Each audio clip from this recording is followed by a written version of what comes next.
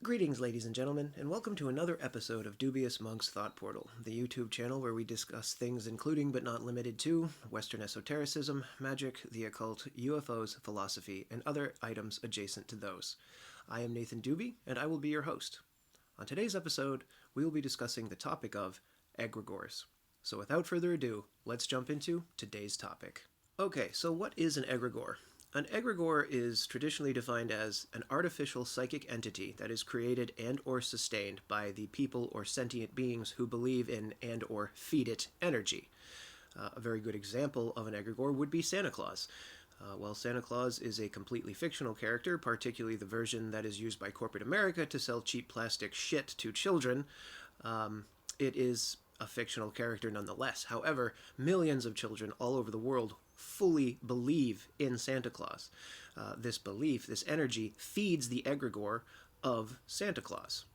Other examples of egregores may include Jesus Christ, whose real name was Yeshua ben Joseph, the God of the Old Testament of Judaism, or Allah of Islam. Now, I understand that some of you may believe in Jesus Christ, the God of the Old Testament, or Allah of Islam.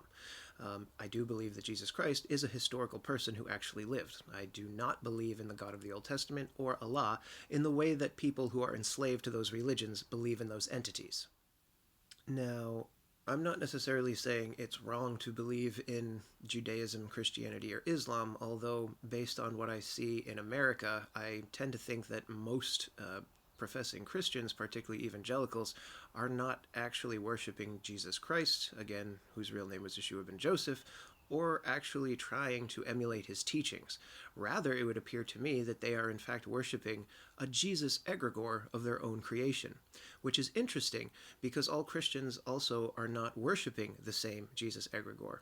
The Jesus found in Catholicism is very different from the Jesus found in Protestantism.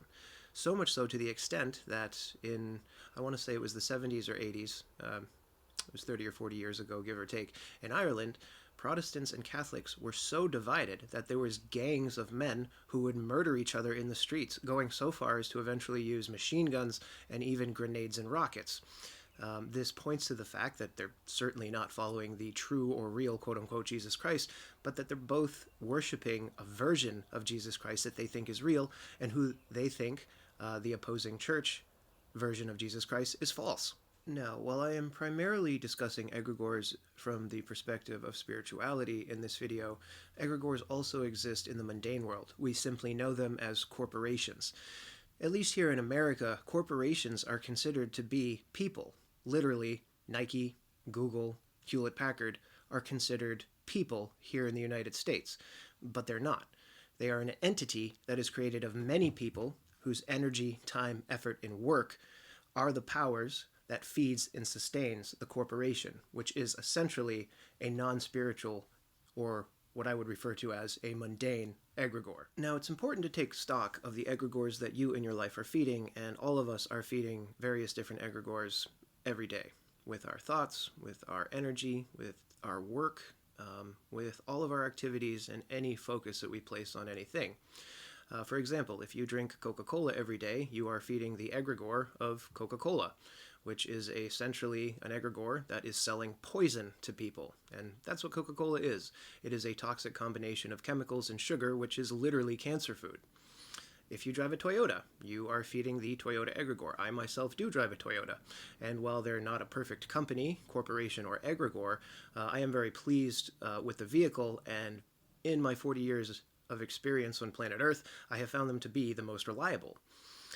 So again, it's very important to take stock of what egregores you're feeding into. Egregores that people commonly feed into may include religions, companies, sports teams, and fandoms.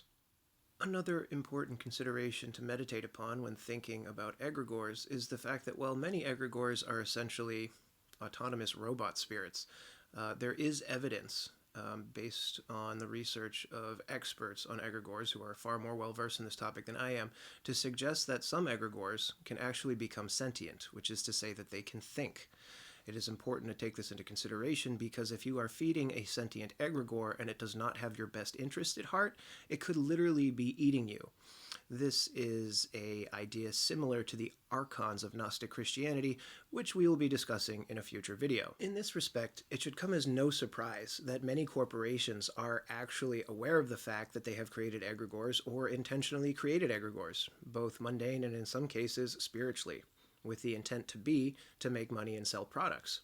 If you take this a step further, it's easy to see, by looking at the example of the Steal Your Face symbol of the Grateful Dead, how corporations are using what most people know as logos, which are actually extremely magically charged sigils that are used to affect the masses' subconscious and get them to buy products, whether that be soda, shoes, or other consumer packaged goods. In closing, and to reiterate, I would implore you, please take a look at all of the brands that you are purchasing from, all of the companies that you do business with, and all of the egregores that you are feeding with your time, energy, thoughts, focus, and work. If you're interested in learning more about egregores, I highly suggest the incredible book, Egregores, by author Mark Stavish, which I will link in the description. I want to thank you all in advance for watching this video, and I hope you guys have a great day. But until next time, peace.